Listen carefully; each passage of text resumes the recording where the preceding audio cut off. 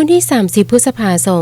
2025ผ่านมานี้เมืองไซจำพรจัดกิจกรรมเฉลิมฉลองวันเด็กน้อยสากลครบรอบ100ปี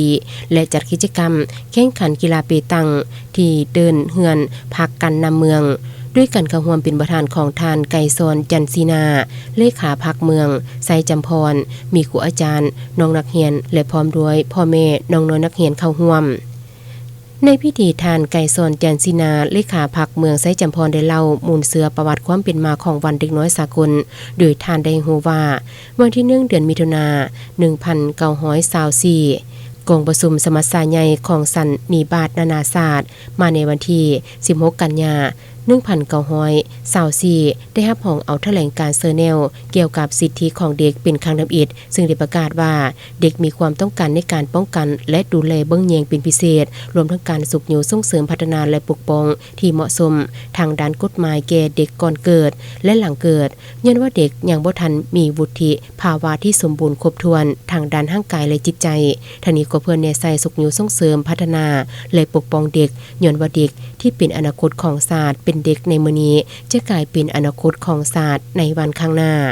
พร้อมนี้ยังได้ชมการแสดงบทฟ้อนพร้อมทั้งจัดกิจกรรมลิ่นเกมต่างๆเพื่อสร้างความม่วนซื่นความสามัคคีและพัฒนาทักษะความสามารถความเหมาะสมของแต่ละชั้นเรียนซึ่งเต็มไปด้วยบรรยากาศอันม่วนซื่นและคึกคืนหลายโอกาสนี้ยังได้สร้างความเข้าใจให้แก่พ่อแม่ผู้ปกครองเกี่ยวกับความสำคัญของวันเด็กน้อยสากลและทั้งเป็นการส่งเสริมการพัฒนาศิลปวรรณคดีในหมู่เด็กอีกด้วยจากนั้นก็ได้จัดการแข่งขันกีฬาเปตางขึ้นโดยมีทีมลงสมัครทั้งหมด37ทีมได้แบ่งออกเป็น2ประเภทคือประเภทเปตังผสมหญิงชายของกันนำเมือง8ทีมและประเภทเปตังชายทั่วไป29ทีมผลการแข่งขันประเภทเปตังผสมหญิงชายของกันนำเมืองอันดับที่1คงเคเศรษฐกิจหับคัน1หน่วยพร้อมเงินรางวัล700,000 กีบอันดับที่2โขงเขตการเมืองหับคัน1หน่วยพร้อมเงินรางวัล400,000 กีบ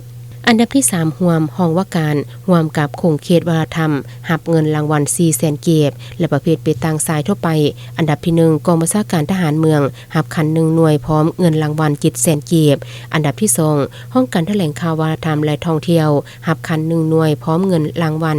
400,000 กีบอันดับที่3ห้องว่าการเมืองกับบริษัทโลละเซงการค้าจำกัดผู้เดียวหับเงินรางวัล400,000 กีบการแข่งขันในครั้งนี้ไม่ได้รับการสนับสนุนคันและเงินจากบริษัทโลละเซงการค้าจำกัดผู้เดียวรวมมูลค่า3 ล้านกีบ